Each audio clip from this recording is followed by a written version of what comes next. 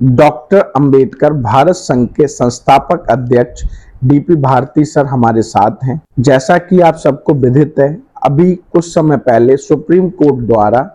एक फैसला सुनाया गया जिसमें अनुसूचित जाति जनजाति के लोगों के जो उपवर्ग होती हैं, उपजातियां होती हैं, उनमें से क्रीमी लेयर को बाहर रखने का आदेश दिया गया है। ऐसा एक फैसला आने के कारण आज हम आ पहुंचे हैं अंबेडकर भारत संघ के संस्थापक अध्यक्ष डीपी भारती सर के पास। तो सर, हम आपसे जानना चाहेंगे इस फैसले पर आपकी सबसे पहली प्रतिक्रिया क्या होगी? सबसे पहले आप सभी को नमस्कार। धन्यवाद सर। अभी 1 अगस्त 2024 के लिए जी माननीय सुप्रीम कोर्ट की 7 सदस्यीय इसके अध्यक्ष माननीय मुख्य न्यायाधीश श्री डी.वाई. चंद्रचूड़ जी जो हैं, उनकी अध्यक्षता वाली 7 सदस्यीय पीठ ने एक बहुत ही अहम फैसला देश के SC/ST समाज के आरक्षण को लेकर के सुनाया। जी। तो ये फैसला आए हुए अभी 3-4 दिन हो गए जी और कई तरह की प्रक्रियाएं देश से भी आई हैं। जी। मैं इस फैसले पर अपने डॉक्टर अंबेडकर भारत संघ सामाजिक संगठन की ओर से जी मैं सबसे पहले इस फैसले को बड़ा दुर्भाग्यपूर्ण बताता हूं जी कि माननीय सुप्रीम कोर्ट ने कहा है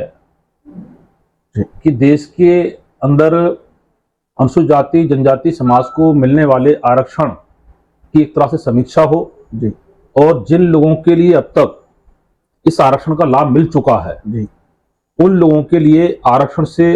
वंचित किया जाए, मुक्त किया जाए, बाहर कर दिया जाए जी और इस वर्ग में जिन जातियों को अभी तक आरक्षण नहीं मिला है उनको आरक्षण का लाभ दिया जाए। जी। ये क्रीमी लेयर सिस्टम है। जी। तो माननीय सुप्रीम कोर्ट ने SC/ST समाज के अंदर जो क्रीमी लेयर लाने का जो अपना फैसला सुनाया है, जी ये फैसला इस समाज के लिए बहुत ही घातक सिद्ध होने वाला है। जी। और सबसे पहले मैं इस पर यह बताना चाहता हूं आपके माध्यम से देश की समस्त जनता के लिए और विशेष रूप से अनुसूचित जाति के अपने समाज के लोगों के लिए कि जब आरक्षण का प्रावधान संविधान में किया गया था तो आरक्षण का प्रावधान संविधान में आर्थिक मुक्ति के लिए नहीं किया गया था। जी। आरक्षण का प्रावधान जो हुआ था वो उन लोगों के लिए हुआ था जो लोग हजारों सालों से देश के अंदर जाति के नाम पर देश की हर व्यवस्था से उनको वंचित रखा गया था, जिनको स्कूल के दरवाजे बंद थे, जिनके लिए सरकार के सिस्टम के सभी दरवाजे बंद थे, उनका कहीं प्रतिबिंब नहीं था। तो उस समय परम पूज्य बाबा साहब डॉक्टर अंबेडकर के अथक प्रयासों से ऐसे उन समाजों के लिए जो हजारों सालों से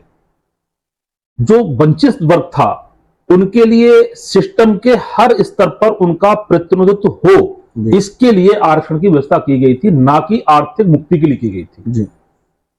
तो यदि माननीय सुप्रीम कोर्ट इस तरह से ये कहता है कि क्रीमी लेयर लगा करके संपन्न हुए लोगों को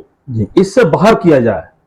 तो ये सुप्रीम कोर्ट का संविधान के सम्मत फैसला नहीं है, क्योंकि संविधान आरक्षण का प्रावधान, मैं स्पष्ट कहना चाहता हूं, आर्थिक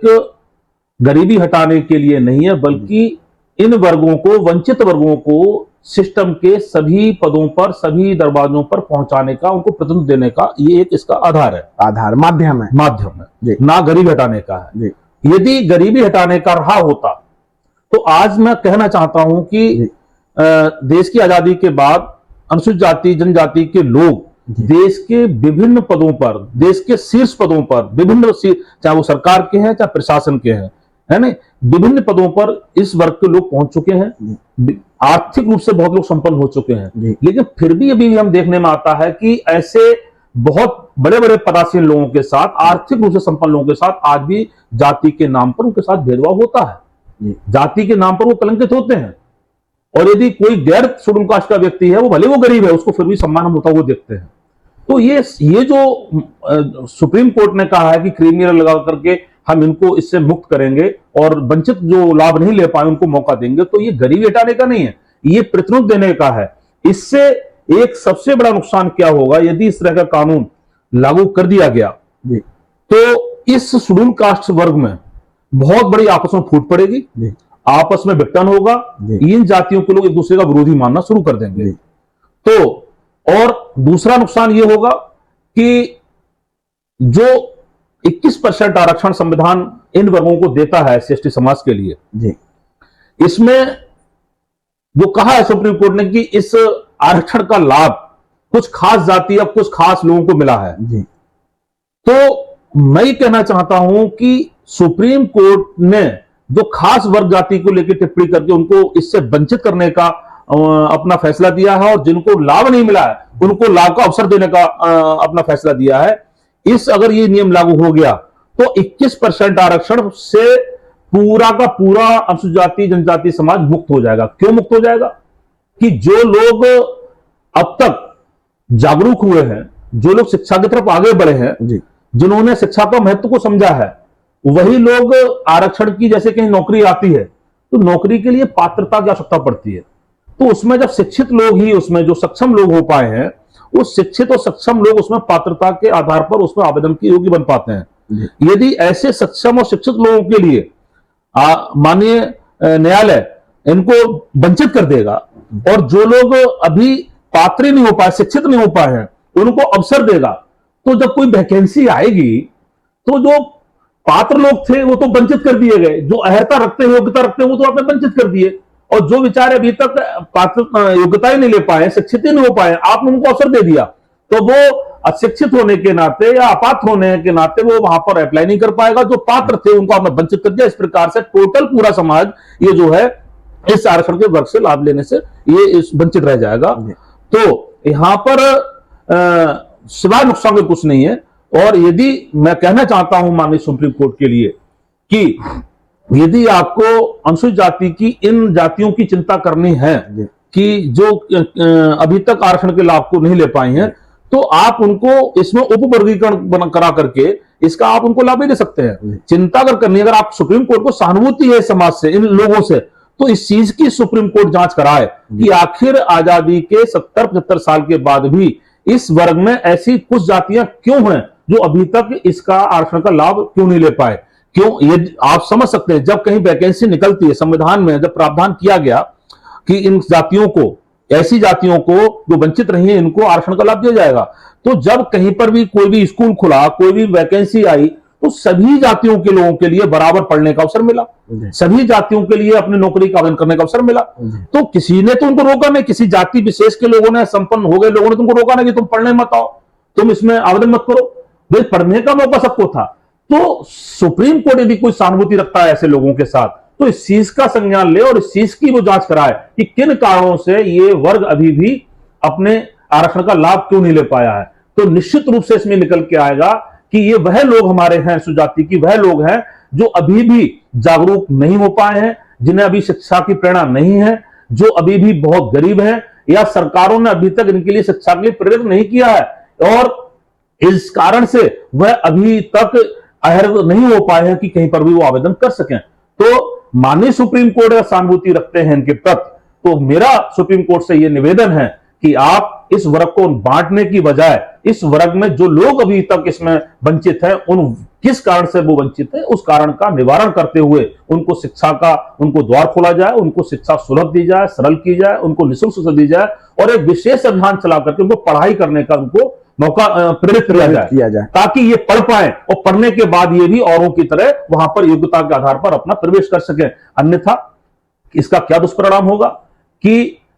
शेड्यूल कास्ट की जात, बहुत ढेर सारी जातियां, सैकड़ों जातियां हैं, इनमें कुछ ही लोग हैं जो परम पूज्य बाबा साहब डॉक्टर अंबेडकर के लिए समझ पाए हैं, उनके मूवमेंट को समझ पाए हैं, वो जागरूक हो पाए हैं। कुछ ही लोग ऐसे लोग हैं जो संघर्ष के योग्य हो पाए हैं, कुछ ही ऐसे लोग हैं जिनके अंदर चेतना आई है, जो डॉक्टर अंबेडकर के मूवमेंट को चलाने के लिए वो आगे बढ़े हैं। ऐसे सक्षम लोगों के लिए, ऐसे जागरूक संघर्षशील लोगों के लिए अगर आप उनको वंचित कर देंगे, उनको हटा देंगे, तो जो मजबूत, जो सक्षम संघर्षशील लोग अपने वंचित भाइयों के लिए अभी संघर्ष कर रहे हैं, आप उनसे उनको और दूर कर देंगे। और इस तरह से जो एक संघर्षशील योद्धा हमारा तैयार हुआ है बाबा साहब के मूवमेंट को चलाने वाला, इन वर्गों का नेतृत्व करने के लिए, आप उसको तो दूर कर देंगे, तो ये कमजोर लोग पहले से कमजोर बैठे थे, जो भी नहीं जागरूक हो पाए थे, ये कमजोर के कमजोर रह जाएंगे और उनको कर देना। तो इस तरह से पूरा ही मूवमेंट खत्म हो जाएगा।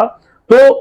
मेरा आपके माध्यम से माननीय सुप्रीम कोर्ट से यह आग्रह है कि आप इस तरह से कोई भी अपनी नीति बना करके इस भोले भाले गरीब समाज को आप आपस में लड़ाने का, भिड़ाने का, इनमें आपस में विरोध पैदा करने का, फूट डालने का काम ना करें। यदि इन समाजों की चिंता करनी है तो माननीय सुप्रीम कोर्ट से मेरा दूसरा ये भी आग्रह है कि आप इस चीज की भी ये चिंता करिए और इस चीज का भी आप एक कारण तलाश करिए कि जिन कारणों से ये लोग अभी तक इस योग्य नहीं बन पाए हैं उसको पूरा करिए। और अभी 70-75 साल के बाद जो शेड्यूल कास्ट SC/ST समाज के लिए जितना आरक्षण दिया गया है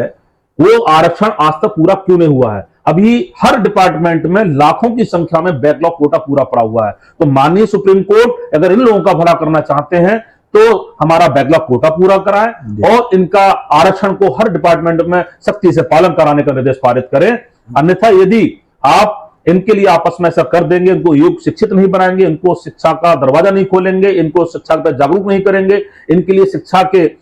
बड़े बड़े संस्थान, इनको चाहे विश्वविद्यालय है, चाहे टेक्निकल है, चाहे इंजीनियरिंग है, चाहे आपकी और बड़ी बड़ी शिक्षा है, इनके दरवाजे पर निःशुल्क, सरल और सुलभ शिक्षा दीजिए। अन्यथा अगर ये ऐसे ही अशिक्षित रहेंगे, जागरूक नहीं हो पाएंगे तो कभी कभी जैसे कि हम देखते हैं कि कहीं वैकेंसी आती है तो उसमें SC/ST समाज के लिए तो उसमें जो पात्रता दी जाती है उस पात्रता के हिसाब से ऐसे तमाम लोग ऐसे निकल के आते हैं जिनके पास उस